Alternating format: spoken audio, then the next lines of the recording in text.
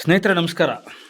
ಇವತ್ತಿನ ವಿಷಯ ಬಿಡದಿಯಲ್ಲಿ ಭುಗಿಲೆದ್ದಿರುವ ಬ್ಲ್ಯಾಕ್ ಮೇಲರ್ಗಳು, ರೈತರ ಜೀವನವನ್ನು ತಲೆದಂಡ ಕೊಡ್ತಾ ಇರತಕ್ಕಂಥ ಬದ್ಮಾಷ್ಗಳು, ಸಾಲ ಮಾಡಿ ತುಪ್ಪ ತಿನ್ನಕ್ಕೆ ಹೊರಟಿರೋ ಸರ್ಕಾರ, ಕಾಂಗ್ರೆಸ್ಸೇ ಒಂದು ರಿಯಲ್ ಎಸ್ಟೇಟ್ ಮಾಫಿಯಾ ಥರ ಸೌಂಡ್ ಆಗಕ್ಕೆ ಹೊರಟುಬಿಟ್ಟಿದೆ.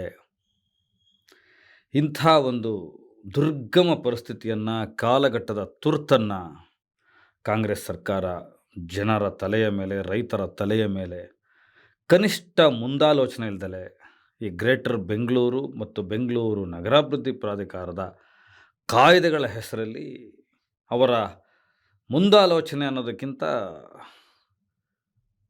ದುರಾಸೆಯ ಯೋಚನೆ ಇರೋದು 9,000 ಎಕರೆಗಳು, ಅದು ಕೃಷಿ ಉತ್ಪಾದಕ ಕ್ಷೇತ್ರದ ಮಹೋನ್ನತ ಗ್ರೀನ್ ಬೆಲ್ಟ್ನ ಜಾಗಗಳ ಮೇಲೆ.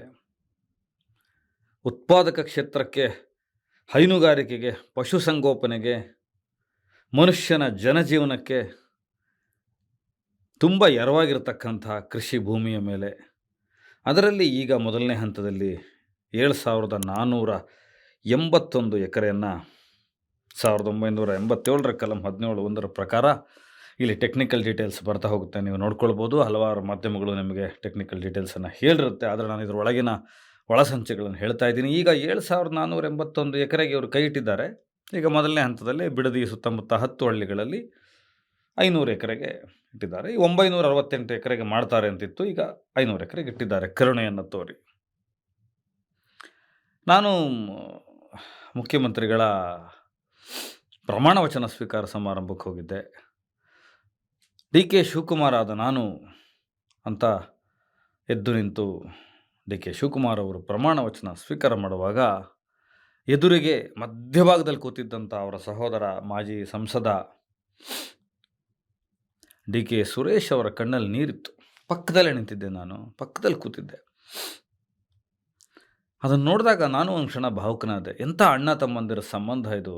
ಅಣ್ಣ ಎಷ್ಟು ವರ್ಷಗಳ, 40 ವರ್ಷಗಳ ರಾಜಕಾರಣದ ಹೋರಾಟದಲ್ಲಿ ಇವತ್ತೊಂದು ಧ್ರುವೀಕರಣದ ಕಾಲಘಟ್ಟ ಬಂದಿದೆ. ಧ್ರುವತಾರೆಗೂ ಒಂದು ಸಂದರ್ಭ ಬರಬೇಕಾಗುತ್ತೆ ಅದು ಹೊಳೆಯೋದಕ್ಕೆ, ಅದನ್ನು ನೋಡೋದಕ್ಕೆ ಜನ. ಆ ಥರದ್ದೊಂದು ಕಾಲಘಟ್ಟ ಬಂದಿದೆ. ತಮ್ಮ ಭಾವುಕನ ಕಣ್ಣಲ್ಲಿ ನೀರು ಹಾಕ್ತಾ ಇದ್ದಾರೆ. ಇವರು ರಾಜ್ಯವನ್ನು ಉದ್ಧರಿಸಿ ಬಿಡ್ತಾರೆ, ರಾಜ್ಯದ ಉದ್ಧಾರಕ್ಕಾಗಿ ಬಂದಂಥ ಮಹಾನ್ ನಾಯಕರುಗಳು ಇವರಿಬ್ಬರು ಅಂಥೇಳಿ ನಾನು ಒಂದು ಕ್ಷಣ ಎಮೋಷ್ನಲ್ ಆದೆ. ಅವತ್ತಿಂದ ಈ ತನಕ ಡಿ.ಕೆ. ಶಿವಕುಮಾರ್ ಅವರು ಮುಖ್ಯಮಂತ್ರಿಗಳಾದ ನಂತರ ಏನು ಒಂದು ಒಳ್ಳೆ ಕೆಲಸ ಮಾಡಿದ್ರು ಅದನ್ನು 4 ಪದಗಳಲ್ಲಿ ಹೊಗಳಬೇಕು, ಮಾತನಾಡಬೇಕು, ಒಂದು ಮೆಚ್ಚುಗೆ ಸೂಚಿಸಬೇಕು, ಒಂದು ಹೊಸ ಮನ್ವಂತರಕ್ಕೆ ಡಿ.ಕೆ. ಶಿವಕುಮಾರ್ ಅವರು ಕಾರಣರಾಗ್ತಾರೆ ರಾಜಕಾರಣಕ್ಕೆ ಅಂತ ಕಾದ್ಕೊಳ್ಳುತ್ತೆ. ಆದರೆ ಅದಾಗಲಿಲ್ಲ. ಐ ಆಮ್ ಸಾರಿ CM, ನಿಮ್ಮನ್ನು ಗೌರವಿಸೋದಕ್ಕೆ, ಅಥವಾ ನೀವು ಹೊಸ ತಲೆಮಾರಿನ ರಾಜಕಾರಣಿ, ತುಂಬ ದೊಡ್ಡ ದೊಡ್ಡ ಪದಗಳನ್ನ ಹೇಳ್ತೀರಾ. ಬೈ ಪ್ಯಾಷನ್ ನಾನು ಪೊಲಿಟಿಷಿಯನ್, ಬೈ ಚಾಯ್ಸ್ ನಾನು ಅಗ್ರಿಕಲ್ಚರಲಿಸ್ಟ್, ಈ ಥರ ಏನೇನೇನೋ ಹೇಳ್ತೀರಾ. ಅದ್ಯಾವುದೂ ನಿಮ್ಮ ಆಡಳಿತದಲ್ಲಿ ಇದುವರೆಗೂ ಕಾಣ್ತಾ ಇಲ್ಲ. ಆದರೆ ನೀವು ಪಟ್ಟು ಹಿಡಿದುಬಿಟ್ಟು ನೀವು ಬರೀ ಬಿಡದಿಯ ರೈತರಿಗೆ ಮೋಸ ಮಾಡ್ತಾ ಇರೋದಲ್ಲ, ಇದು ಇಡೀ ಮಾನವ ಕುಲಕ್ಕೆ ಇದು. ಇದನ್ನು ಕ್ಲುಪ್ತವಾಗಿ ಹೇಳಿ ಮುಂದಕ್ಕೆ ಹೊರಡ್ತೀನಿ ನಾನು. 7,481 ಎಕರೆ, 9,000 ಎಕರೆ ಅಥವಾ ಈಗಿನ 500 ಎಕರೆ, ಅದನ್ನು ನೀವು ಬರಡು ಭೂಮಿ ಅಂತ ಹೇಳ್ತೀರಾ. CM ಆಗಿದ್ದೀರಾ, ನೀವು ಉಪಮುಖ್ಯಮಂತ್ರಿ ಆಗಿದ್ದಾಗ ಹೇಳ್ತೀರಾ. BJPಯವರು ಮೋದಿ ಎದುರುಗಡೆ ನಿಂತ್ಕೊಂಡು ಮಾತಾಡೋಲ್ವಲ್ರಿ, ಅವ್ರಿಗೇನು ಇದಿಲ್ವೇನ್ರಿ, ವೃಷಣ ಇಲ್ವೇನ್ರಿ, ಅದಿಲ್ವೇನ್ರಿ, ಇದಿಲ್ವೇನ್ರಿ, ತಾಕತ್ತಿಲ್ವೇನ್ರಿ ಅಂತ ಕಾಂಗ್ರೆಸ್ನವ್ರು ಹೇಳ್ತೀರಾ. ಆದರೆ ನಿಮ್ಮ ನಾಯಕರುಗಳು ತಪ್ಪು ಮಾಡುವಾಗ ನಿಮ್ಗೆ ಹೇಳಕ್ಕೆ ಧೈರ್ಯ ಇಲ್ವಾ ಕಾಂಗ್ರೆಸ್ನವ್ರಿಗೆ? ನೀವು ಅದು ತಾನೇ ಮಾಡ್ತಾ ಇರೋದು. ಗಟ್ಟಿ ಇಲ್ವಾ ನಿಮಗೂ ತೊಡೆ? ಈ ಭಾಷೆಯಲ್ಲೇ ಮಾತನಾಡಬೇಕಾದಂಥ ಸಂದರ್ಭ ಬಂದುಬಿಟ್ಟಿದೆ ಇವತ್ತು ಜನರ ಪರವಾಗಿ. ಏನು ಹೊಸ ಧಾಟಿಯ ಒಂದು ರಾಜಕಾರಣ ಮಾಡ್ತೀರಾ? ಪಕ್ಕದಲ್ಲಿ ನೋಡ್ಕೊಳ್ಳಿ, ನೀವು 40 ವರ್ಷದ ಸುದೀರ್ಘವಾದ ರಾಜಕಾರಣ ಮತ್ತು ಹೋರಾಟ ಮಾಡಿ ಇವತ್ತು CM ಆಗಿದ್ದೀರಾ. ಪಕ್ಕದ ರಾಜ್ಯ ತಮಿಳುನಾಡಲ್ಲಿ TVK ವಿಜಯ್ ಅವರು ಮುಖ್ಯಮಂತ್ರಿ ಆದ ತಕ್ಷಣ ಹೇಗೆ ಸಿಕ್ಸರ್ಗಳ ಮೇಲೆ ಸಿಕ್ಸರ್ ಹೊಡಿತಾ ಇದ್ದಾರೆ, ಜನರ ಹತ್ರಕ್ಕೆ ಹೋಗ್ತಾ ಇದ್ದಾರೆ. ಅಲ್ಲೊಂದು ಅಂತಃಕರಣ ಶುದ್ಧತೆ ಕಾಣ್ತಾ ಇದೆ. ಜನರಿಗೆ ಒಳ್ಳೇದು ಮಾಡಬೇಕು ಅನ್ನೋ ಒಂದು ಪ್ರಾಮಾಣಿಕ ಪ್ರಯತ್ನ ಕಾಣ್ತಾ ಇದೆ. ನೀವು ಅಷ್ಟು ಅನುಭವಿಗಳು ನಿಮ್ಮಲ್ಲಿ ಕಾಣ್ತಾ ಇಲ್ಲ. ನೀವು ಯಾವ ಹೊಸ ಯೋಜನೆಯೂ ರೂಪಿಸ್ಲಿಲ್ಲ, ಯಾವ ಮಾಡೆಲ್ನೂ ತೋರಿಸ್ತಿಲ್ಲ. ಡಿ ಕೆ ಶಿವಕುಮಾರ್ ಅವರು ಮುಖ್ಯಮಂತ್ರಿ ಆದಮೇಲೆ ನಾನಿನ್ನೂ ಭರವಸೆ ಇಟ್ಕೊಂಡಿದ್ದೀನಿ, ನೀವು ಇವತ್ತಿನ ಯುವಕರಿಗೆ, ಫ್ಯೂಚರ್ಗೆ, ಭವಿಷ್ಯಕ್ಕೆ, ರೈತರಿಗೆ, ಬೇರೆ ಬೇರೆ ಸೆಕ್ಟರ್ಗಳಿಗೆ, ವರ್ಗ ಸಂಘರ್ಷಗಳಿಗೆ ಒಂದು ಹೊಸ ಬೆಳಕಾಗಿ ಬರ್ತೀರಾ ಅಂತ. ಆದರೆ ನೀವು ಈಗ ಸದ್ಯಕ್ಕೆ ಆ 500 ಜನ ರೈತರ ಮನೆಯ ಬೆಳಕನ್ನು ಆರಿಸ್ತಾ ಇಲ್ಲ.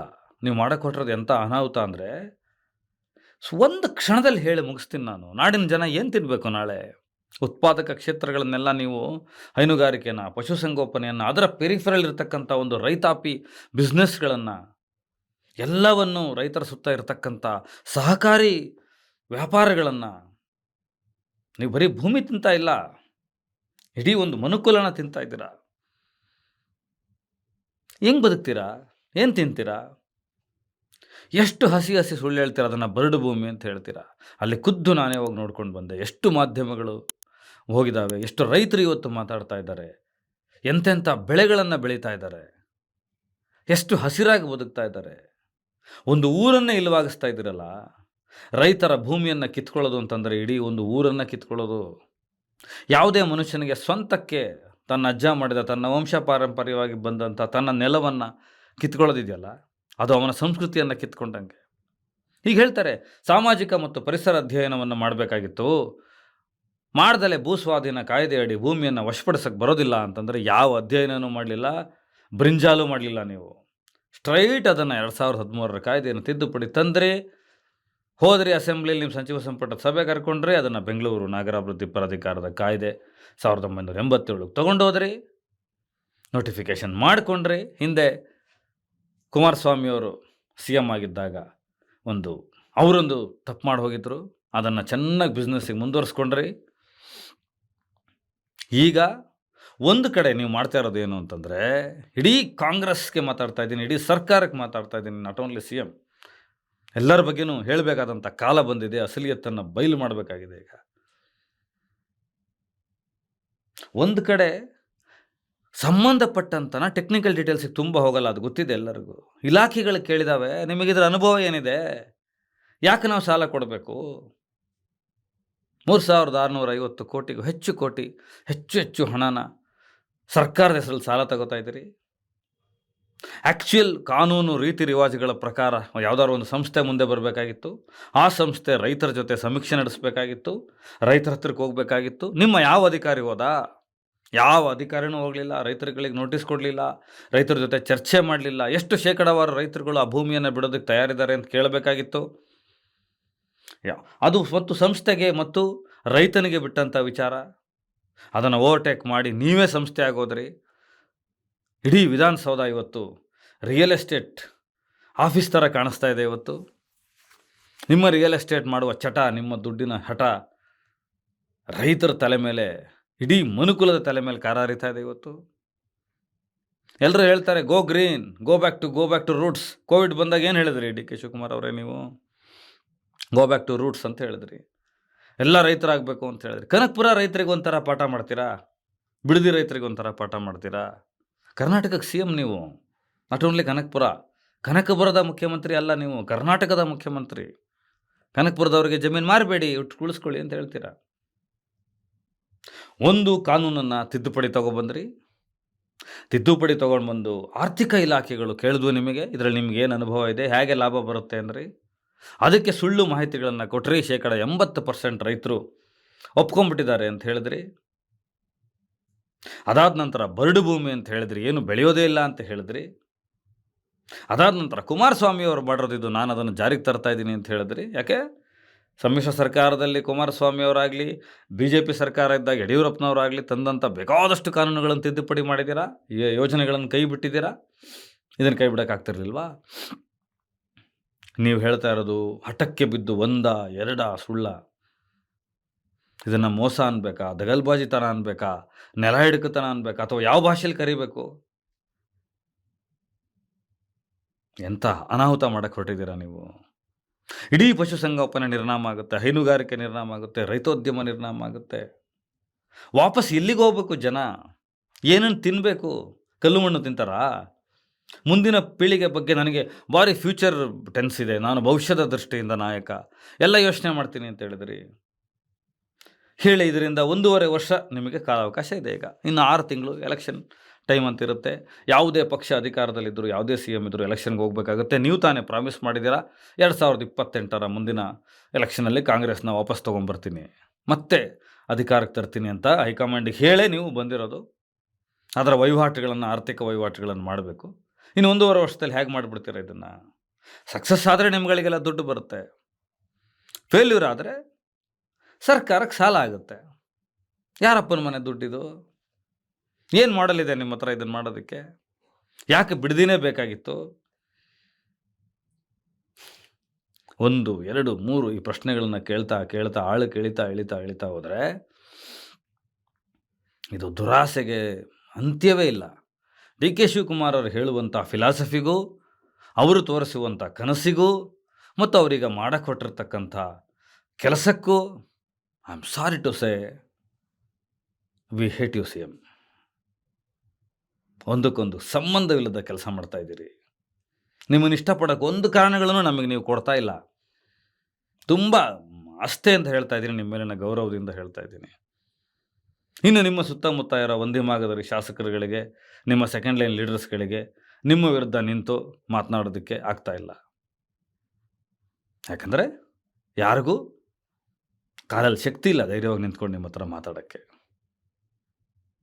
ನೀವೀಗ ಸಚಿವ ಸಂಪುಟದ ವಿಸ್ತರಣೆ, ಯಾರ್ಯಾರಿಗೆ ಯಾವ್ಯಾವ ಖಾತೆ ಕೊಡಬೇಕು, ಏನೇನು ಹ್ಯಾಂಡ್ಲ್ ಮಾಡಬೇಕು, ಯಥಾಚಾರ್ವಿತ ರಾಜಕಾರಣದಲ್ಲಿ ಮುಳುಗೋಗಿದ್ದೀರ ಬಿಟ್ಟರೆ ಒಂದು ಮಾಡೆಲಿಂಗ್ ಆದಂಥ ಯಾವುದೇ ಇದನ್ನು ಮಾಡಲಿಲ್ಲ.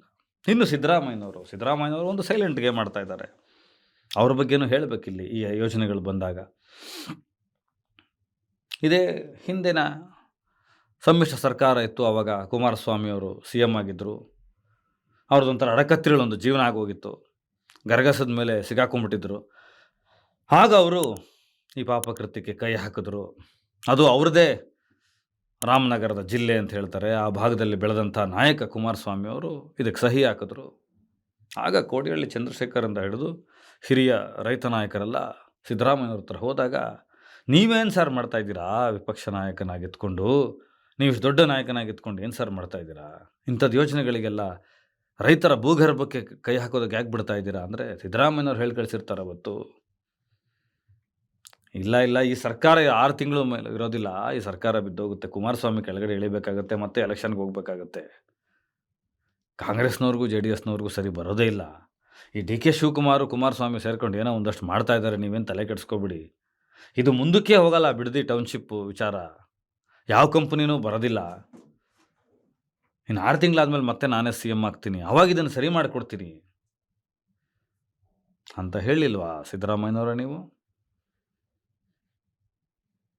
ಗೆಹ್ಲೋಟ್ಗೆ ಬರೆದಂಥ ಪತ್ರ, ರಾಹುಲ್ ಗಾಂಧಿ ಅವರು ಬರೆದಿದ್ರು ಪತ್ರ, ಗೋ ಗ್ರೀನ್ ಹೋಗಬೇಕು, ಕೃಷಿ ಉತ್ಪಾದಕ ಕ್ಷೇತ್ರಗಳನ್ನು ಉಳಿಸ್ಕೊಳ್ಬೇಕು, ಇದೇ ನಮ್ಮ ರೋಲ್ ಮಾಡಲ್ ಆದಂತಹ ರಾಜಕಾರಣ. ಕಾಂಗ್ರೆಸ್ನ ಅತಿ ಮುಖ್ಯ ಚಟುವಟಿಕೆಗಳು ಅಂದರೆ ಕೃಷಿ ಉತ್ಪಾದಕ ಕ್ಷೇತ್ರಗಳನ್ನು ಉಳಿಸ್ಕೊಳ್ಳೋದು, ಮೋದಿ ಮಾಡಿದಂತಹ ಕೃಷಿ ಕಾಯ್ದೆ ತಿದ್ದುಪಡಿಗಳನ್ನು ವಿರೋಧಿಸೋದು ನಾವು ಬಲವಾಗಿ ಅಂತ ಬೇರೆ ಬೇರೆ ರಾಜ್ಯಗಳಲ್ಲಿ ಕಾಂಗ್ರೆಸ್ನವರು CM ಇದ್ದಾಗ, ಕಾಂಗ್ರೆಸ್ ಆಡಳಿತ ಇದ್ದಾಗ ರಾಹುಲ್ ಗಾಂಧಿ ಬರೆದ ಪತ್ರನ ಹಿಡ್ಕೊಂಡು ನೀವು ಓಡಾಡಲಿಲ್ವಾ? ಅದನ್ನು ಮೆಚ್ಚುಗೆ ವ್ಯಕ್ತಪಡಿಸ್ಲಿಲ್ವಾ ಮಾಜಿ ಮುಖ್ಯಮಂತ್ರಿಗಳೇ ಸಿದ್ದರಾಮಯ್ಯನವರೇ? ಅದಾದ ಮೇಲೆ ಈಗ ಸಿದ್ದರಾಮಯ್ಯನವರು ಒಂದು ಸೈಲೆಂಟ್ ಗೇಮ್ ಮಾಡ್ತಾ ಇದ್ದಾರೆ, ಸುಮ್ಮನಾಗ್ಬಿಟ್ಟಿದ್ದಾರೆ. ಅವರು ಬ್ಯುಸಿ ಇದ್ದಾರೆ. ಜಮೀರ್ ಅಹಮದ್ ಅವ್ರಿಗೆ ಬೇಡ ಖಾತೆ, ಯತೀಂದ್ರ ಅವ್ರಿಗೆ ಇಂಥ ಖಾತೆ ಬೇಕು, ಬೈರತಿ ಸುರೇಶ್ಗೆ ಇದು ಸಿಗಬೇಕು, ಸತೀಶ್ ಜಾರಕಿಹೊಳಿಗೆ ಹಿಂಗೆ ಮಾಡಬೇಕು, ಯಾವುದೇ ಕಾರಣಕ್ಕೂ ಅಧ್ಯಕ್ಷ ಸ್ಥಾನಕ್ಕೆ DK ಶಿವಕುಮಾರ್ ಕಡೆ ಅವರು ಇರಬಾರ್ದು ಪಕ್ಷದಲ್ಲಿ. ಅಲ್ಲಿಗೆ DK ಶಿವಕುಮಾರ್ ಜೊತೆ ಒಂದು ವೈಷಮ್ಯ, ಒಂದು ಗ್ಯಾಪ್ ಇರತಕ್ಕಂಥ ನಾಯಕ ಬರಬೇಕು. 2028ರಲ್ಲಿ ಏನಾಗಬೇಕು, ಹೇಗೆ ನಾನಿಲ್ಲದ ಒಂದು ಕಾಂಗ್ರೆಸ್ ಪಕ್ಷಕ್ಕೆ ಇಮೇಜ್ ಡೌನ್ ಆಗುತ್ತೆ ಅನ್ನೋದನ್ನು ಅವರು ನೋಡ್ತಾ ಇದ್ದಾರೆ. ಒಂದು ಸೈಲೆಂಟಾಗಿ ಕೂತ್ಬಿಟ್ಟಿದ್ದಾರೆ. ಯಾಕಂದರೆ ತಾನು CM ಆಗಿದ್ದಾಗ ಸಿದ್ದರಾಮಯ್ಯನವರು ಇದನ್ನು ಸರಿ ಮಾಡ್ಬೋದಾಗಿತ್ತು. ಯಾವಾಗ ಉಪಮುಖ್ಯಮಂತ್ರಿ DK ಶಿವಕುಮಾರ್ ಅಂದರೂ ಕೆಲವು ವಿಚಾರದಲ್ಲಿ ಅಧಿಕಾರನ ಹಂಚ್ಕೊಂಡ್ಬಿಟ್ರು. ನಾನು ಇಂಥ ವಿಷಯಗಳಿಗೆ ತಲೆ ಇಡಲ್ಲ, ನೀನು ಇಂಥ ವಿಷಯಗಳಿಗೆ ತಲೆ ಇಡಬೇಡ ಅಂತ DK ಶಿವಕುಮಾರ್. ಅದರಲ್ಲಿ ಇದು ಒಂದು ವಿಷಯ ಬಿಡದಿ. ಈ ರೈತರ ಶಾಪದ ಪಾಲು ಕೂಡ ಸಿದ್ದರಾಮಯ್ಯನವ್ರಿಗಿದೆ.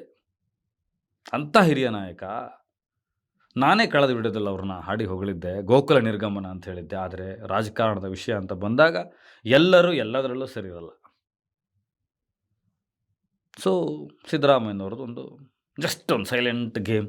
ಹೇಗೆ ಸರ್ವನಾಶ ಆಗುತ್ತೆ ಈಗಲೂ ಸರ್ಕಾರಕ್ಕೆ ಹೇಳ್ಬೋದಲ್ಲ ರಾಹುಲ್ ಗಾಂಧಿ ಅವರಿಗೆ, ಸಿದ್ದರಾಮಯ್ಯನವರು, ಸ್ವಾಮಿ ನೀವೇ ಬರೆದಿದ್ರಿ ಪತ್ರ ನನಗೆ, ರಾಜಸ್ಥಾನದ ಸಿ ಎಮ್ಗೆ ಬರೆದಿದ್ರಿ, ಹಿಂದೆ ತೆಲಂಗಾಣದ ಹೋರಾಟ ಆದಾಗ ನೀವು ಬಂದಿದ್ರಿ ಅಲ್ಲಿಗೆ.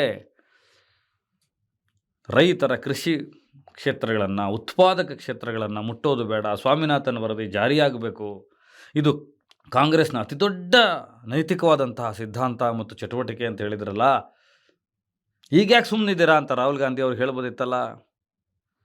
ಸಿದ್ದರಾಮಯ್ಯನವರು ಸೈಲೆಂಟ್ ಆಗಿಬಿಟ್ರು. ಇಲ್ಲಿ ಯಾರ್ಯಾರ ಪಾತ್ರಗಳು ಹೇಗೆ ಹೇಗೆ ಬರ್ತಾ ಇದೆ ನೋಡಿ. ಈ ಕಡೆ ಡಿ ಕೆ ಶಿವಕುಮಾರ್ ಅವರು ಹಠ ಹಿಡಿದು ಹೊರಟುಬಿಟ್ಟಿದ್ದಾರೆ, ಇದನ್ನು ನಾನು ಮಾಡ್ತೀನಿ ಅಂತ. ನಾನಾದರೂ ಒಂದು ಪ್ರಶ್ನೆ ಕೇಳ್ತೀನಿ, ಹೇಗೆ 1.5 ವರ್ಷದಲ್ಲಿ ಇದನ್ನು ಮಾಡಿಬಿಡ್ತೀರಾ? ನೀವು ರೈತರುಗಳಿಗೆ ಹೇಳ್ತಿರೋ ಒಂದೊಂದೇ ಸುಳ್ಳು ನೋಡಿ. ಇದರಿಂದ ರೈತರಿಗೆ ಸೈಟ್ಗಳು ಸಿಗುತ್ತೆ, ಅವ್ರಿಗೆ ಕೆಲಸ ಸಿಗುತ್ತೆ. ಹೇಗೆ ಸಿಗುತ್ತೆ ಕೆಲಸ? ಒಕ್ಕಲೆಬ್ಬಿಸಿದ ಮೇಲೆ ಹೇಗೆ ಕೆಲಸ ಸಿಗುತ್ತೆ? ಸೈಟ್ಗಳು ಸಿಗುತ್ತೆ ಅಂತ ಹೇಳ್ತಾ ಇದ್ದೀರಾ. ಬಡವ ಸೈಟ್ ತೊಗೊಬಿಡ್ತಾನೆ, ಏನು ನಾಯಂಡಹಳ್ಳಿಯಿಂದ 18 ಕಿಲೋಮೀಟ್ರು ಸಿಕ್ಬಿಡುತ್ತೆ ಅಂತ ಹೇಳ್ತಾ ಇದ್ದೀರಾ. ಅಲ್ಲ ಸ್ವಾಮಿ, 2,70,00,000, 2,07,00,000, 2,50,00,000 ಒಂದೊಂದು ಎಕರೆಗೆ. ಅದರ ಜೊತೆಗೆ ಹಳಸಿನಣ್ಣಿನ ಮರಕ್ಕೆ ಇಷ್ಟು ಲಕ್ಷ, ಮಾವಿನ ಹಣ್ಣಿನ ಮರಕ್ಕೆ ಇಷ್ಟು ಲಕ್ಷ, ಅಲ್ಲೊಂದು ಪಾರ್ಕಿ ನೇಮ್ ಬೆಳೆದಿದ್ರೆ ಇಷ್ಟು ಲಕ್ಷ, ಕಾಂಗ್ರೆಸ್ ಗಿಡ ಅನ್ನೋರು ಹಿಂದೆ. ಎಲ್ಲದಕ್ಕೂ ಒಂದೊಂದು ರೇಟು ಫಿಕ್ಸ್ ಮಾಡಿಬಿಟ್ಟಿದ್ದೀರಾ. ಅಲ್ಲಿ ನೋಡಿದ್ರೆ ಬಿಡದಿಯಲ್ಲಿ ವೃಕ್ಷ ರಾಶಿನೇ ಇದೆ, ಅಂಥ ಅಪರೂಪದ ವೃಕ್ಷಗಳಿದ್ದಾವೆ, ನೀರಾವರಿ ಇದು ಕೆರೆಕಟ್ಟಳೆಗಳಿದ್ದಾವೆ, ಜಲದ ಆಕಾರಗಳಿದ್ದಾವೆ, ಮಣ್ಣಿನ ಫಲವತ್ತತೆ ಅಷ್ಟು ಚೆನ್ನಾಗಿದೆ, ಸಾವಯವ ಕೃಷಿ ಮಾಡ್ಬೋದು. ಹೀಗೆ ಒಬ್ಬ, ನಾನು ಕೇಳ್ತೀನಿ, ಬೆಂಗಳೂರಿನ ಯುವಕ, ನನ್ನಂಥವನು ಯಾರೋ ಒಬ್ಬ ಮಧ್ಯಮ ವರ್ಗದವನು, ಒಬ್ಬ ಬಡವ ಅಲ್ಲಿ ಸೈಟ್ ತೊಗೊಬಿಡ್ತಾನೆ. ಇಷ್ಟು ಕೋಟಿ ಕೋಟಿ ಇನ್ವೆಸ್ಟ್ಮೆಂಟ್ ಮಾಡ್ತಾ ಇದ್ದೀರಾ. ಹೆಂಗೆ ಅವನಿಗೊಂದು 30-40 ಸೈಟು ಅವನಿಗೆ ಟಿಕುವ ಬಿ ಡಿ ಎ ದರದಲ್ಲೋ ಇನ್ಯಾವುದೋ ದರದಲ್ಲಿ ಸಿಕ್ಬಿಡ್ತದೆ? ಹೇಗೆ ಕೃಷಿಗೆ ಅದು ಹೆಲ್ಪ್ ಆಗುತ್ತೆ? ಹೇಗೆ ರೈತನಿಗೆ ಹೆಲ್ಪ್ ಆಗುತ್ತೆ? ಇದನ್ನೊಂದು ಸ್ವಲ್ಪ ಎಕ್ಸ್ಪ್ಲೇನ್ ಮಾಡ್ತೀರಾ? ಹೀಗೆ ಎಕ್ಸ್ಪ್ಲೇನ್ ಮಾಡಲೇಬೇಕು ನೀವು, ಯಾಕಂದರೆ 467ಕ್ಕೂ ಹೆಚ್ಚು ರೈತರು ಕೋರ್ಟ್ಗೆ ಹೋಗಿದ್ದಾರೆ. ನೀವು ಡಿ ಪಿ ಆರ್ಗಳ ಸುಳ್ಳು ಹೇಳಿದ್ರಿ, ಪಿ ಪಿ ಪಿಗಳ ಸುಳ್ಳು ಹೇಳಿದ್ರಿ, ಎಷ್ಟು ಚೆನ್ನಾಗಿ ಆರ್ಥಿಕ ಇಲಾಖೆಗಳಿಗೆ ಸುಳ್ಳು ಹೇಳ್ತಾ ಬಂದ್ರಿ, ಸಂಬಂಧಪಟ್ಟ ಅಧ್ಯಯನದ ಸಂಸ್ಥೆಗಳಿಗೆ ಸುಳ್ಳು ಹೇಳ್ತಾ ಬಂದ್ರಿ. ಅಂದರೆ ಎಲ್ಲ 82% ರೈತರು ಒಪ್ಕೊಂಡ್ಬಿಟ್ಟಿದ್ದಾರೆ. ಅಲ್ಲಿ ಬರಡು ಭೂಮಿ ಆಗಿಬಿಟ್ಟಿದೆ, ಎಲ್ಲ ಹೇಳಿದ್ರಲ್ಲ ನೀವು. ಈ ಕೋರ್ಟ್ಗೆ ಹೋಗಿದ್ದಾರೆ. ಅದೆಷ್ಟು ಉತ್ಪಾದಕತೆಗೆ ಹೆಲ್ಪ್ ಆಗುತ್ತೆ, ಸಹಾಯ ಪೂರಕವಾಗಿದೆ, ಮಣ್ಣು ಹೇಗಿದೆ. ಅಲ್ಲಿ ರೈತರಿಗೆ ನಿಮ್ಮ ನಿಜಗಳನ್ನು ಹೇಳ್ತಾರಲ್ಲ, ನೀರಾವರಿ ಎಷ್ಟಿದೆ ಏನಿದೆ ಅಂತ. ಹೇಗೆ ಅವ್ರಿಗೆ ಹೆಲ್ಪ್ ಆಗ್ಬಿಡುತ್ತೆ ಹೇಳಿ? ಅದನ್ನು ಹೇಳಬೇಕಲ್ಲ ನೀವು, ಕೋರ್ಟ್ಗೆ ಹೇಳಬೇಕೀಗ. ನೆಕ್ಸ್ಟು ಜನರಿಗೆ ಉತ್ತರ ಕೊಡದೆ ಹೋದ್ರೆ ನಿಮ್ಮ ಭಾಷಣಗಳಲ್ಲಿ ನ್ಯಾಯಾಲಯದಲ್ಲಿ ಉತ್ತರ ಕೊಡಬೇಕು ನೀವು ಹೋಗಿ. ಈಗ ನನ್ನ ಪ್ರಶ್ನೆಗೆ ಒಂದು ಉತ್ತರ ಕೊಡಿ. 1.5 ವರ್ಷದಲ್ಲಿ ಹೆಂಗಾಗುತ್ತೆ ಇದು? ಮತ್ತೆ ನಿಮ್ಮ ಸರ್ಕಾರ ಬರುತ್ತೆ ಅನ್ನೋದು ಅಷ್ಟೊಂದು ಗ್ಯಾರಂಟಿ ಇದೆಯಾ ಕಾಂಗ್ರೆಸ್ನವ್ರಿಗೆ?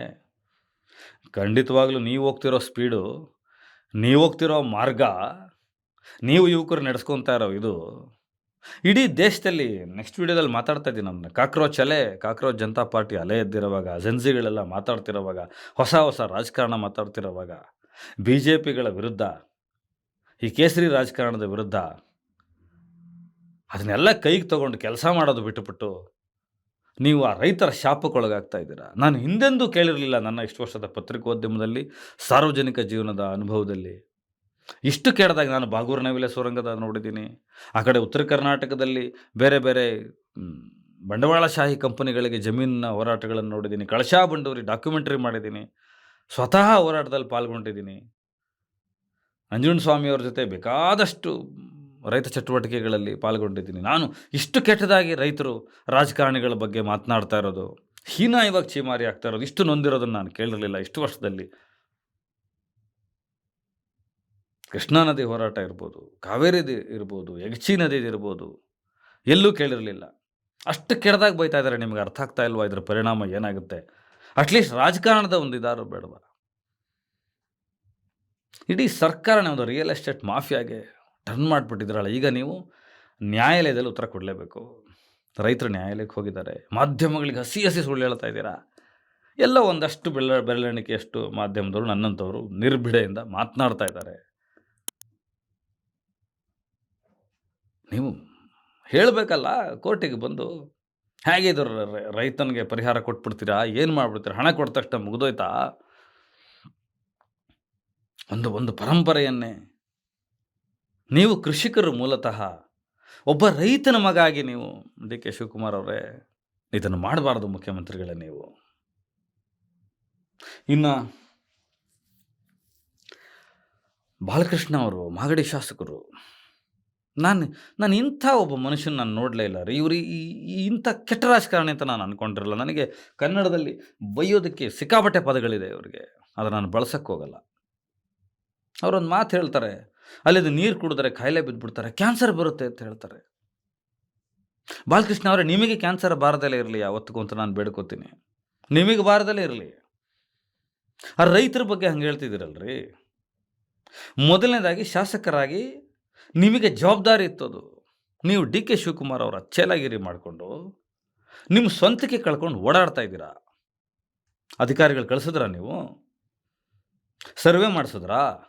ರೈತರ ಒಪಿನಿಯನ್ ತಗೊಂಡ್ರಾ? ಸಾಮಾಜಿಕ ಮತ್ತು ಪರಿಸರ ಅಧ್ಯಯನದ ಮೇಲೆ ಆಗ್ತಂಥ ದುಷ್ಪರಿಣಾಮಗಳ ಬಗ್ಗೆ ವರದಿ ತಗೊಂಡ್ರಾ? ನಿಮ್ಮ ಹತ್ರ ರಿಪೋರ್ಟ್ ಇದೆಯಾ?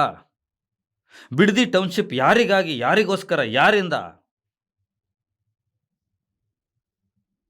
ಡಿ ಕೆ ಶಿವಕುಮಾರ್ ಅವ್ರಿಗೆ ಮಧ್ಯದಲ್ಲಿ ಒಂದು ಪ್ರಶ್ನೆ ಕೇಳಬೇಕು.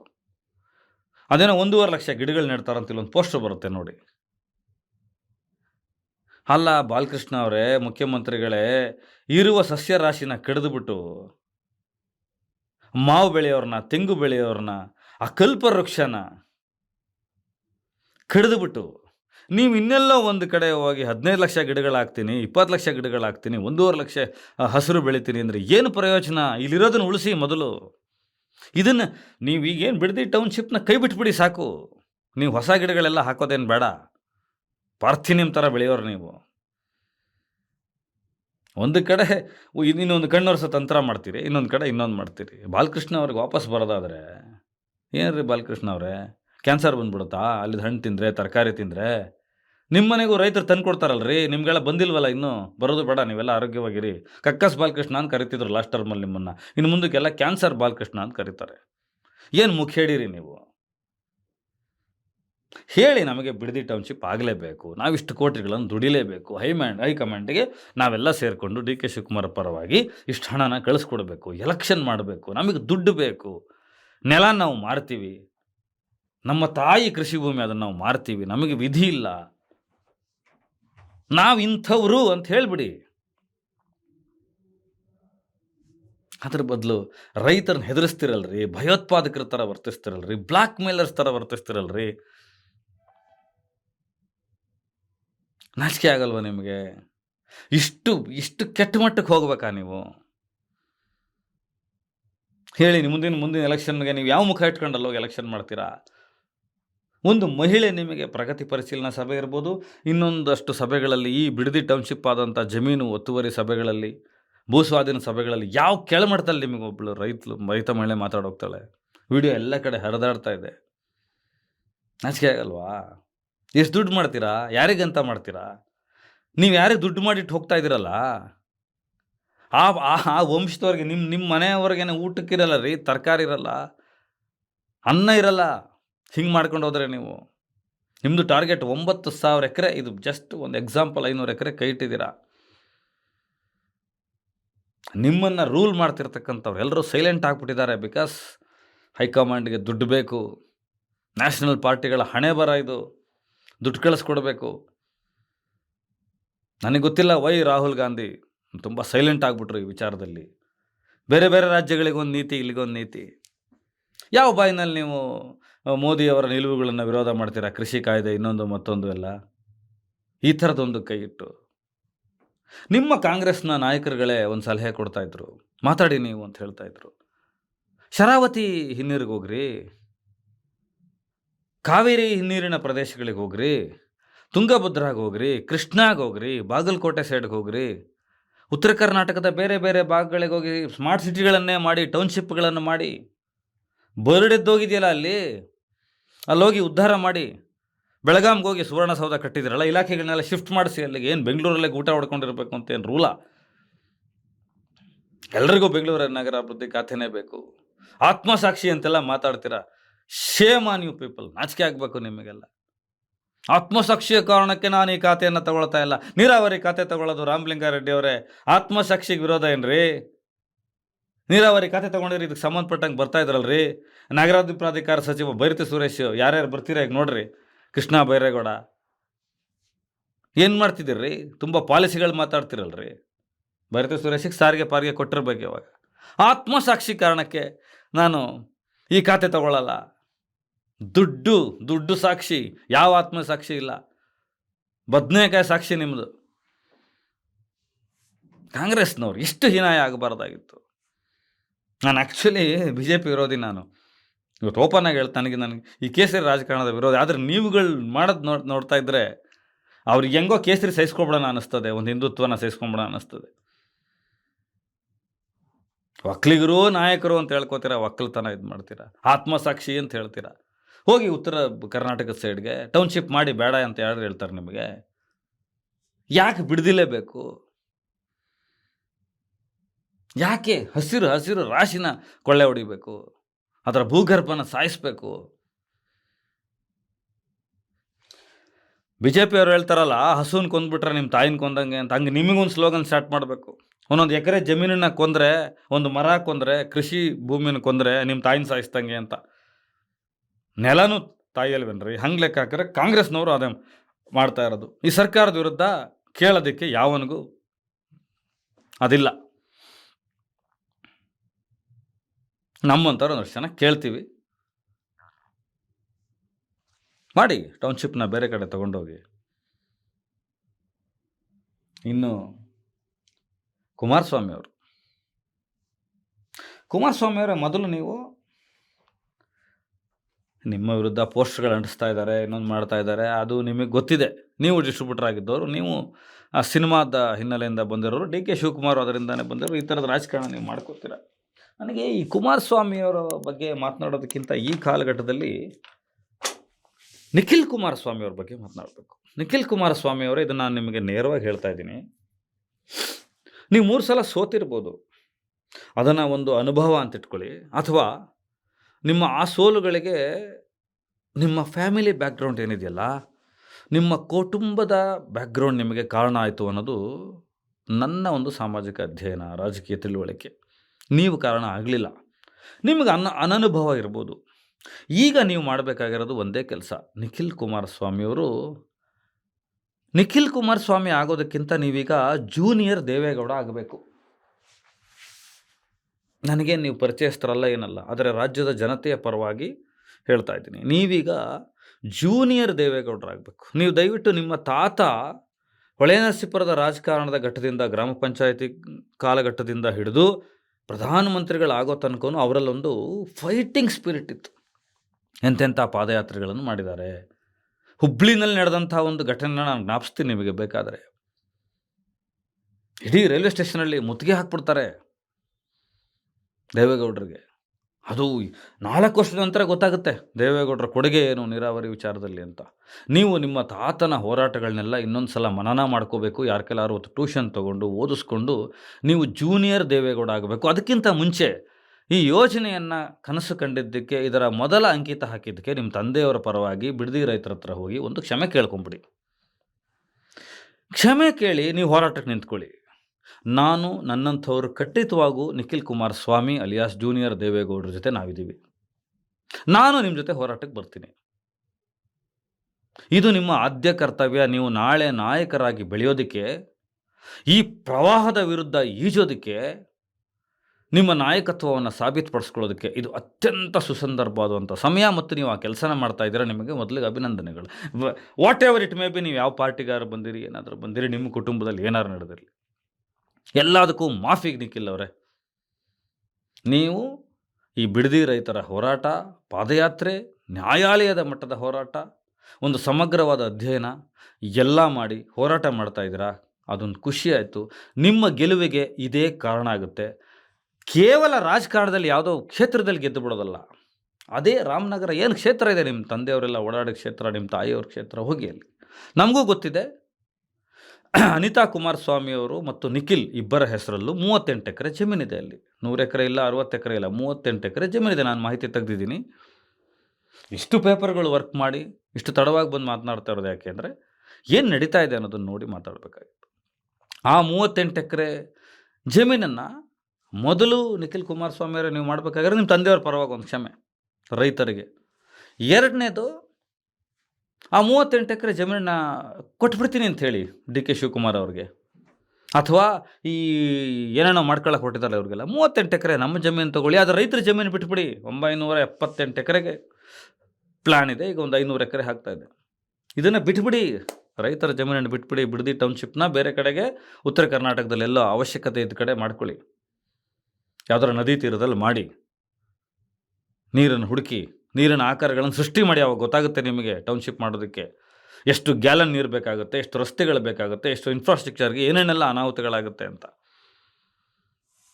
ಈ ಹೋರಾಟನ ನಿಖಿಲ್ ಕುಮಾರಸ್ವಾಮಿ ಅವರೇ, 38 ಎಕರೆ ನಿಮ್ಮದು ಹೋದರೂ ಪರವಾಗಿಲ್ಲ, ಹೋರಾಟ ಮಾಡಿ, ನಾಯಕತ್ವವನ್ನು ರೂಢಿಸ್ಕೊಳ್ಳಿ.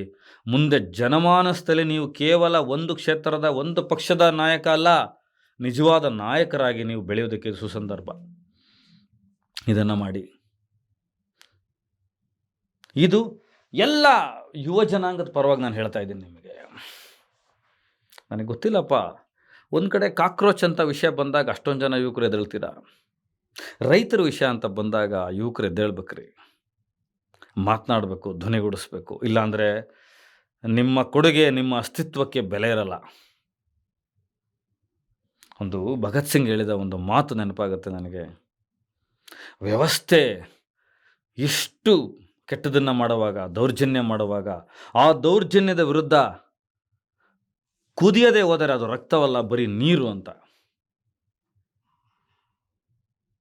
ಅದನ್ನು ಕುಮಾರಸ್ವಾಮಿ ಮಾಡಕ್ಕೆ ಹೊರಟಿದ್ದಾರೆ. ಒಂದು ಕಡೆ ಸಿದ್ದರಾಮಯ್ಯನವರ ಸೈಲೆಂಟ್ ಗೇಮು, ಇನ್ನೊಂದು ಕಡೆ ಬಾಲಕೃಷ್ಣನಂತಹ ಪದಗಳಿಲ್ಲ ಅವ್ರ ಬಗ್ಗೆ ಹೇಳೋಕ್ಕೆ ಅಂಥ ಶಾಸಕರು, ರಾಜಕಾರಣಿಗಳು. ಇನ್ನೊಂದು ಕಡೆ ಒಂದು ರೋಲ್ ಮಾಡಲಾದಂತಹ ರಾಜಕಾರಣ ಮಾಡುವ ನನಗೂ ಕನಸಿತ್ತು ಡಿ ಕೆ ಶಿವಕುಮಾರ್ ಅವರು ಮಾಡ್ತಾರೆ ಅಂತ. ಅದನ್ನು ಈಗಲೂ ಇಟ್ಕೊಂಡಿದ್ದೀವಿ. ಅಂಥ ಸಿ ಎಮ್ ಇವತ್ತು ಇಂಥದ್ದೊಂದು ಕೆಲಸಕ್ಕೆ ಹೊರಟಿರೋದು ಯಾಕೆ ನನಗೆ ಅರ್ಥ ಆಗ್ತಾಯಿಲ್ಲ. ಇನ್ನೊಂದು ಪ್ರಶ್ನೆ ಕೇಳಿ ಮಾತು ಮುಗಿಸ್ತೀನಿ. ನೊಣವಿನಕೆರೆ ಅಜ್ಜಯ್ಯ ಆಗಲಿ, ನಿಮ್ಮ ರಾಜಗುರು ದ್ವಾರಕಾನಾಥ್ ಆಗಲಿ, ಅಥವಾ ನೀವು ಯಾವುದೋ ಈ ಅವಧೂತರುಗಳ ಕೈಲೆಲ್ಲ ತಲೆ ಮೇಲೆ ಇಡಿಸ್ಕೋತಿರಲ್ಲ ಕೈನ, ರಶೀದ್ ಮುತ್ತಿನ ತನಕ, ಅರ್ಜುನ ಅವಧೂತರ ತನಕ, ನೊಣವಿನಕೆರೆ ಅಜ್ಜಯ್ಯನವರ ಪಾದಕ್ಕೆ ಹಿಡಿದು ಹೇಳ್ತಾ ಇದ್ದೀನಿ. ಯಾಕ್ರಿ ಅಜ್ಜಯ್ಯನವರೇ, ದಯವಿಟ್ಟು ನಿಮ್ಮ ಶಿಷ್ಯನಿಗೆ ಒಂದು ಸಲಹೆ ಕೊಡಿ, ರೈತರ ಜಮೀನನ್ನ ಬಿಟ್ಬಿಡಪ್ಪ ಅಂತ. ಹಿಂದೆ ತುಂಬ ದೊಡ್ಡ ದೊಡ್ಡ ಅವಧೂತರು ಹೇಳೋರು, ಡಿ ಕೆ ಶಿವಕುಮಾರ್ ಅವರೇ, ಹೆಂಡ ಮಾರುವವನ ಮನೆಗೆ, ಅನ್ನ ಮಾರುವವನ ಮನೆಗೆ ನಾನು ಬರಲ್ಲ ಅಂತ. ಅವಧೂತರು ಬರೋದಿಲ್ಲ. ಅನ್ನನೇ ಮಾರಬಾರ್ದು ಅಂತ ಹೇಳ್ತಾರೆ ಹೋಟೆಲ್ ಬಿಸ್ನೆಸ್ಗೆಲ್ಲ. ಅಷ್ಟು ಶ್ರೇಷ್ಠ ಅನ್ನ ಅಂತ ಹೇಳ್ತಾರೆ.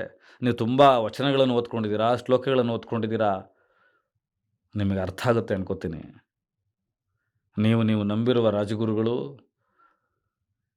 ಅಜ್ಜಯ್ಯನವರು ಅವಧೂತರಾದರೂ ನಿಮಗೆ ಒಳ್ಳೆಯ ಆಶೀರ್ವಾದವನ್ನು ಮುಂದಕ್ಕೆ ಮಾಡಲಿ, ಒಂದು ಒಳ್ಳೆಯ ಮನಸ್ಸನ್ನು ಕೊಡಲಿ ಅಂತ ಕೇಳ್ಕೊಳ್ತಾ ನಮಸ್ಕಾರ.